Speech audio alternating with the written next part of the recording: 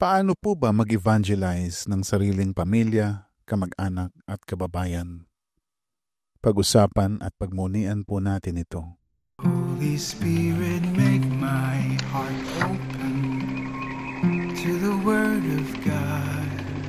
Make my heart open to goodness. Make my heart open to the beauty of God every day. Amen.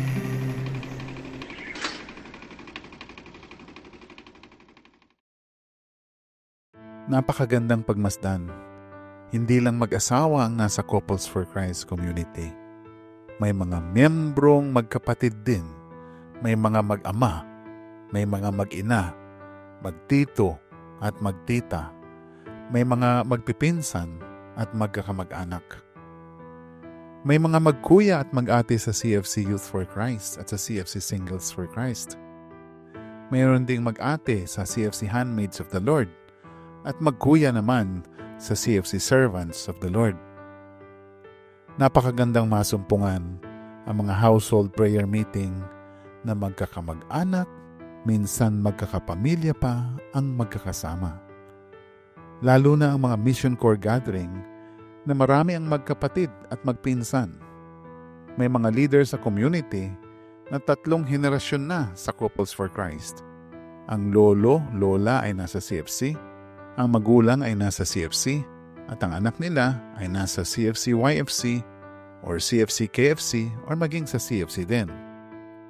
May isang buong pamilya nga po, tulad ng Rivera family ng Canada.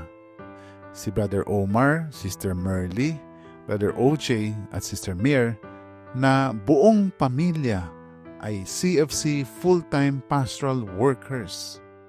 Sila ang mga inspirasyon ng ibang mga CFC leaders at members na nahihirapan naman na mahikayat ang sarili nilang anak at sariling kapamilya na sumali at manatili sa CFC community. Para po ba kasing malaking hamon na ang mapanatiling kaisa sa community ang sarili nating mga anak at kapamilya? Mayroon kasing matapos maisali sa CFC Kids for Christ o sa CFC Youth for Christ, hindi na maitawid sa CFC Singles for Christ. Nagsisimula na silang mag-inactive hanggang sa mawala na rin sa community, maging sa pananampalataya. May idea tayo na mag-evangelize ng iba. Pero paano po ba ang mag-evangelize ng sariling pamilya, kamag-anak at kababayan? Ito po ang nasa sa isip ko habang binabasa ko ang Ebanghelyo ngayon, kung saan si Jesus mismo, matapos kamanghaan ang kanyang katuruan, ay hindi tinanggap at hindi pinaniwalaan ng sarili niyang kababayan, kamag-anak at kapamilya. Basahin po natin na maigi sa Mark 6:1-6. Hindi tinanggap si Jesus sa Nazareth. Umalis doon si Jesus at umuwi siya sa sariling bayan kasama ang kanyang mga alagad. Pagdating ng araw ng pamamahinga, si Jesus ay nagturo sa sinagoga. Maraming tao ang nakarinig sa kanya at sa kanilang pagkamanghay nagtanungan sila, saan niya natutunan ang lahat ng yan? Anong karunungan itong pinagkaloob sa kanya? Paano siya nakakagawa ng mga himala? Hindi ba ito ang karpinterong anak ni Maria at kapatid ni na Santiago, Jose, Judas at Simon? Taga rito rin ang kanyang mga kapatid na babae, hindi ba? Kaya't hindi sila naniwala sa kanya. Dahil dito, sinabi ni Jesus sa kanila, ang isang propeta ay iginagalang ng lahat, maliban ng kanyang mga kababayan, mga kamag-anak at ng kanyang pamilya. Hindi siya nakagawa ng himala roon, maliban sa ilang may sakit na pinatungan niya ng kanyang kamay at pinagaling. Namangha siya dahil ayaw nilang maniwala sa kanya. Nilibot ni Jesus ang mga nayon sa paligid at tinuruan niya ang mga taga roon. Brothers and sisters, bagong lahat, mainam na liwanagin natin na ang naturang kapatid ni Jesus dito ay hindi nangangahulugang kapatid sa iisang ama at ina, full-blooded brothers. Ang kapatid sa mga sitas na ito ay nangangahulugan na kamag-anak o pinsan o kaangkan o kapamilya bilang isang legal na institusyon. Ngayon, brothers and sisters, ang alam natin ay ang pamilya ay laging sumusuporta. Laging kakampi ang kamag-anak at laging nakikisimpatya ang kababayan. Sila ang una nating kaagapay. Sila ang unang uunawa sa atin. Sila ang magtatanggol at makikipaglaban para sa kapamilya. Pero iba pala kapag pinag-usapan ay pananampalataya. Kung patungkol sa pananampalataya, naaangkop o applicable pa rin pala ang talinhaga ng maghasik, the parable of the sower, na pinagmunian natin noong nakaraang Miyerkules. Kahit na ang instrumento ng maghasik ay sariling kapamilya, kamag-anak o kababayan, ang binhi ay maaari pa ring malaglag sa daanan, sa batuhan, sa may matinik na halaman o sa matabang lupa. Minsan nga po ay mas mahirap pa na mahikayat at makaanib sa pananampalataya ang sarili nating mga anak, kapatid at kamag-anak. Si Jesus na rin po ang nagsabi, ang isang propeta ay iginagalang ng lahat maliban ng kanyang mga kababayan, mga kamag-anak at ng kanyang pamilya. Pero brothers and sisters, hindi ito hadlang para magpatuloy na i-evangelize lalo na ang ating sariling pamilya, kamag-anak at kababayan. Ipinakita mismo ni Jesus. Kahit pa alam niya na mayroong hindi tatanggap o maniniwala sa kanya. Kahit alam niya na ang isang propeta ay ginagalang ng lahat maliban ng kanyang mga kababayan, mga kamag-anak at ng kanyang pamilya. Umuwi pa rin siya sa sariling bayan kasama ang kanyang mga alagad at nagturo. Pagkatapos na hindi siya tanggapin, hindi pa rin siya tumigil. Hindi siya nawalan ng loob. Hindi siya sumuko. Bagkus, nagpatuloy siya sa pagtuturo.